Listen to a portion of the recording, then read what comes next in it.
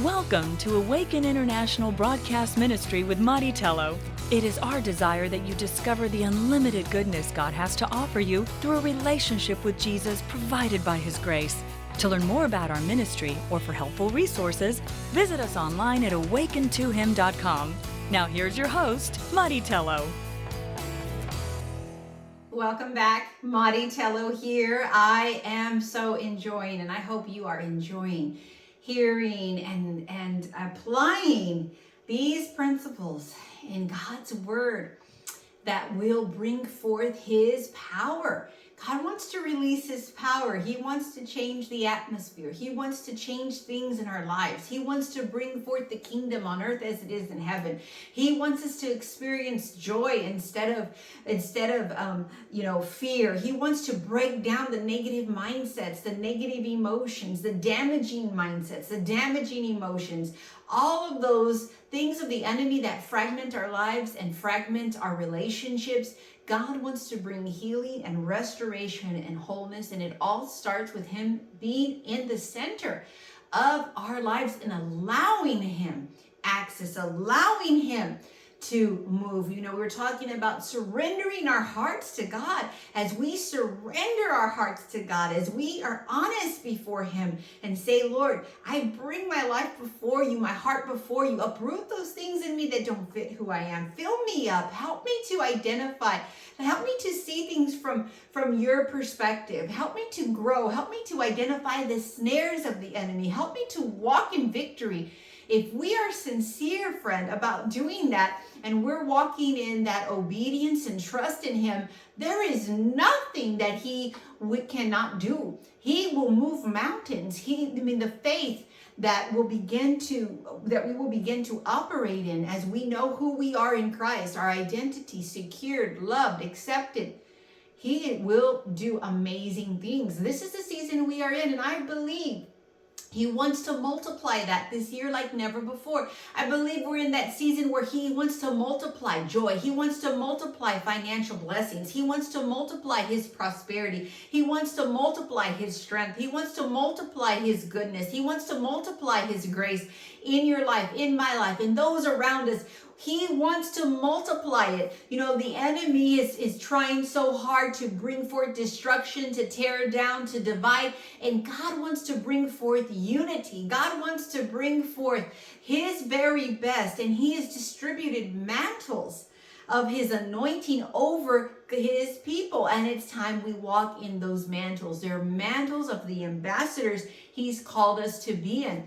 We are clothed with robes of righteousness. And so we need to begin to see ourselves that way. And as we begin to see ourselves that way with the kingdom mindset, believing His principles, believing His promises by faith, trusting in Him no matter what, even if, we're tempted to take matters into our own hands, let's trust in God. Even when we don't see how He's going to move, let's trust in God. Even when we don't think or we don't even understand, it seems ridiculous, let's trust in God. The greater the battle, the greater the victory. Those areas where the enemy says it's impossible, God still majors in the impossible. God can make a way where there seems to be no way. Ephesians 3:20 says He's doing exceedingly abundantly above we can ask or think. He's going to wow us. He wants to pour out supernatural blessing, ridiculous blessings upon us. They're not going to make sense, but are we allowing Him to move?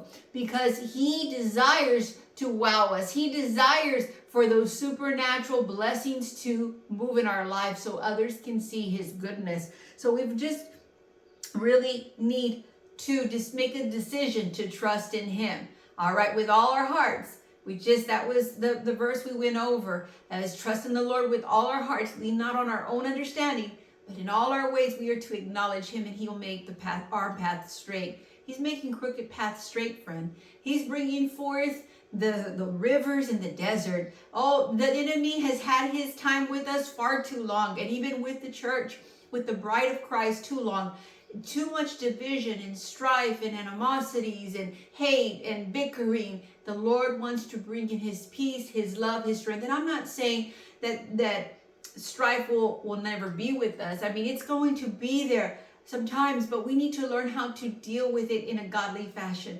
We need to learn to suffocate the things of the flesh and allow the things of the spirit to come up. So when there is strife, when there is gossip, when there is turmoil, we handle things the Lord's way.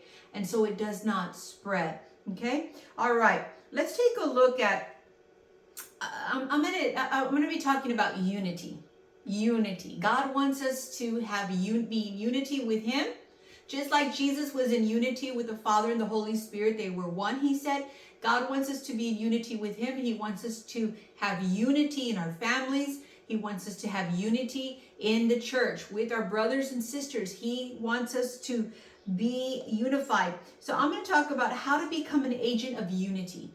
How to become an agent of unity, because this is so needed in this world today, where there's so much division and where the enemy's cutting just down real, it's like the enemy is with an axe, and he just wants to tear down marriages, and wants to chop away friendships and chop away at families and cause all this division, right? So how do we become an agent of unity? Because obviously this is how Jesus wants us to operate, and he wants us to be bridges, not tearing bridges down, but building bridges, okay? Not just in our life with him, but also in our family, in our relationships, our friendships, even with our neighbors. We should be an agent of unity. So God's vision for the church, or for his people, for his bride, whatever you want to call it, right?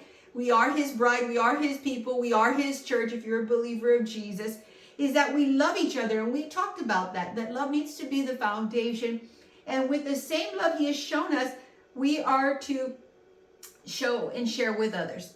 And just like every human parent that's in his or her right state of mind, and they have the love of the Lord, they want their siblings to get along, they want their children to get along, they want them to not fight, right? And our Heavenly Father, that's the same thing that he desires. He wants us to get along with our brothers and sisters in the Lord. He wants us to be agents of unity, okay? The Bible says in 1 Corinthians 1:10, live in harmony with each other. Live in harmony with each other. Let there be no divisions in the church, okay? Rather, be of one mind, unified in thought and purpose. So how do we become an agent of unity? Because this is God's design. He wants us to be an agents of unity, but how do we become it? Number one, we need to focus on the things we have in common. Ephesians 4:6 says, there is one body, one spirit, just as you're called to one hope. And you were called one Lord, one faith, one baptism, one God and Father of all, who is over all and through all and in all. We have to understand that we share the same salvation. It is the same God, Jesus, the same forgiveness, the same hope, the same faith, the same power through the indwelt power of the Holy Spirit, the same ultimate purpose to spread the gospel, to be ambassadors for him, the same true God. So these are factors that are far more important than our gender, race, education, and economic status. They're the things that God wants us to focus on. God doesn't want us focusing on, all these distractions. He wants to focus on the eternal things. We've been talking about the eternal things of God. All right. This means that we must realize, number one, focus on the things we have in common. Number two, we must realize that we must continually work at unity. It's something we have to constantly be at work in our lives and with others. Ephesians 4:3 says, make every effort. Make the effort. It's going to take effort. It's going to take discipline. It's going to take, the desire to keep yourselves unity with the Spirit, binding yourselves together with peace. It takes effort for peace. We got to, if you want peace, we've got to put effort in that peace. We've got to be that watchman on the wall, so to speak, looking to see, being aware of the strategies where the enemy is trying to come in and divide, and asking the Lord to give us his plans and situations and purposes to deal with those areas. Okay, so you must continually work at unity. Unity among us as believers, among our family, amongst our community, with our neighbors. And the church only happens when you and I become intentional about pursuing unity. We make the effort to build unity. There are two ways we can work on building unity. Okay? We can we can be, well, there's two ways. Let me put it this way, as I actually wrote this wrong. Here are two ways we can work on building unity. By not bringing worldly values in the church or in the discussions of our family without a plan to solve it, and to not get caught up in arguments. Those two things bring a lot of division. When people start talking about their worldly values and they just want to argue for the sake of arguing, but there is no plan, there's not a roadmap to purpose God's way. So if it's just for the sake of arguing, it's just for the sake of bringing, worldly views, that will only lead to division. And so we need to remember that if we're going to, if someone is going to be arguing with us or bringing in their worldly views, then our response, number one, we have to ask the Lord to show us how to respond to that God's way. And when we do that, if that other person is not willing to even engage in that conversation, and that he or she is just set on their worldly values and they're just set on just arguing, well, then we need to learn, okay, just step away from that. That's not going to go anywhere. Let's just move on. Let's just agree to disagree and move forward. Okay. But that's something that the enemy uses. He tries to bring arguments and that cause conflict, and then there's no resolve. All right. Number 3, be realistic in our expectations. Psalms 119:96 says, nothing is perfect except your words. So other than God's word, nothing else on this planet is going to be perfect. All right.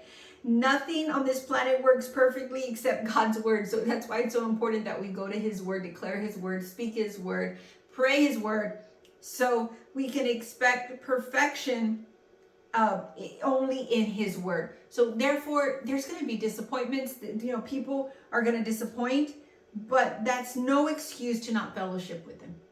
Even though people disappoint us, we still have a responsibility to try to bring forth a kingdom solution and to be the light, so we can still fellowship. We don't need to spread strife, rumors, gossip, or arguing. We can still fellowship with them and not harbor anything negative in our heart towards a person, a brother in the Lord, a sister in the Lord, a family member, a friend, a neighbor, what have you. Okay. And number 4, we can offer encouragement instead of criticism. I really like that. Encouragement does wonders in situations. Okay, Romans 14:19 says, let us aim for harmony and try to build each other up. And another version says, let us aim for harmony in the church and try to build each other up instead of tear down. And this goes the same for, again, in all relationships, okay? But especially in the body of Christ. We are never persuasive when we're abrasive. Think about that. We're never persuasive when we are abrasive. If you say something offensively, it will be received defensively. The time we spend comparing or criticizing fellow believers is time we can instead spend time building each other up. Okay. Now, I'm not saying that there are times where we do have to speak criticism, but that would be for the purpose and only for the purpose of God's kingdom to bring resolve, to try to share God's plan in a situation. Just to criticize, or just to compare,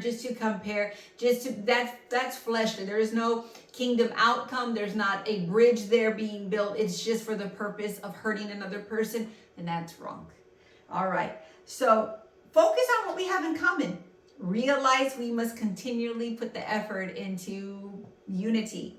Be realistic in our expectations. We're dealing with people. We're all different, we're wired different, but at the end, we pretty much, there's so much that's the same, that we have more that we have in common. And offer encouragement instead of criticism. This can transform our families, our marriages, our friendships, the church, the body of Christ, the nations, community, the world around us, if we would extend these principles to others by first applying them in our lives. This world can be a better place because you and I have decided that we want to be bridge builders. We want to be agents of unity. We want to be those that see where the enemy's trying to bring the divide, and we bring forth the unification to the body of Christ.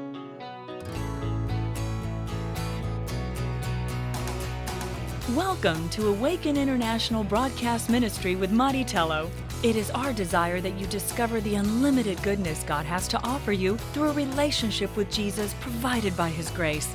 To learn more about our ministry or for helpful resources, visit us online at awakentohim.com. Now here's your host, Int'l.